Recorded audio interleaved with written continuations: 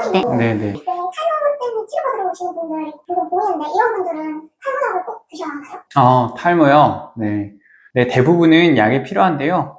우선 흔히 알고 있는 탈모는 대부분 호르몬에 대한 민감성 때문에 생기는 경우가 많아요. 그런 걸 우리가 가족력이 있다라고도 얘기를 하고요. 결론적으로 우리가 흔히 먹는 탈모약, 대표적으로 피나스테라이드 혹은 두타스테라이드 계통의 약은 호르몬으로 인한 탈모가 진행되는 과정을 막아주는 약이기 때문에 이런 앞머리 그리고 정수리로 이어지는 남성분들의 탈모 혹은 가운데가 벌어지는 형태의 여성분들의 탈모가 있는 분들에게는 약 복용이 꼭 필요하다고 말씀드릴 수가 있겠고요. 그리고 우리가 산후탈모증이나 혹은 살이 빠져서 혹은 어디가 아파서 생기는 그런 휴지기성 탈모증 같은 경우는 원인 교정이 필요하고 적절한 영양 섭취가 필요하게 됩니다.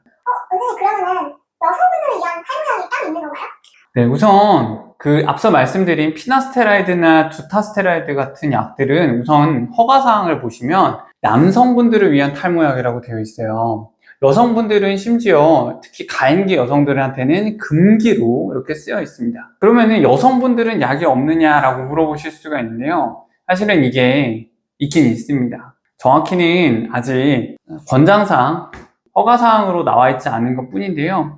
논문이나 수많은 문헌들에서는 써도 된다고 되어 있는데 바로 우리가 바르는 약으로 주로 쓰고 있는 미녹시딜이라고 하는 약을 경구제로 먹는 거죠. 원래는 미녹시딜은 고혈압 약이어서 혈관 확장을 시켜서 혈압을 낮추는 역할을 하는데 이것이 모발에 작용할 경우에는 모발의 혈관을 늘려서 어떤 영양 공급이나 혈액순환을 증가시켜서 모발을 재생시킬 수 있는 것으로 밝혀져 있는데요.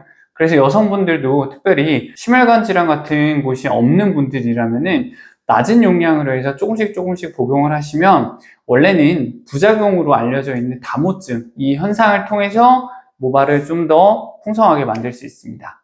그래서 여성분들에게 약이 없느냐라고 물어보시면 공식적으로 나온 약은 없지만 써볼 수 있는 약은 있다라고 말씀을 드립니다.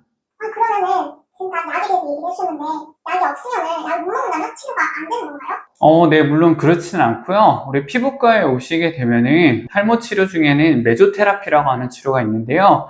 이 치료는 우리 호르몬으로 인한 악화인자를 제거하는 방식으로 치료하는 약과는 다르게 이제 재생을 촉진시켜주는 방식으로 해서 모발의 성장을 도와주는 치료법이 있고 모발에 적절한 자극이나 레이저를 통할 수도 있고 MTS 자극일 수도 있고 이런 것들을 통해서 치료를 해주시게 되면 물론 약과 치료했을 때가 훨씬 더 좋은 효과를 낼 수 있지만 약을 드실 수 없는 분도 어느 정도 효과를 볼 수가 있습니다.